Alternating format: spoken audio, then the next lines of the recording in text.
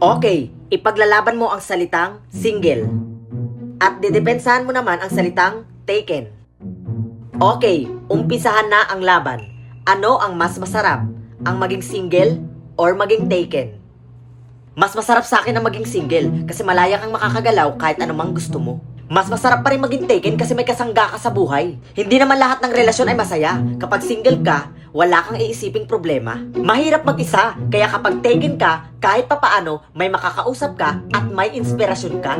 Nanonood nga pala ako ng mga movie dito sa My Lock TV. Pwede ka rin manood ng mga short drama dito sa My Lock TV. At try nyo ding i-watch itong From Season 4. Grabe, sobrang ganda ng movie na to at tsak na mag-i-enjoy kayo at ang ganda ng plot twist nito.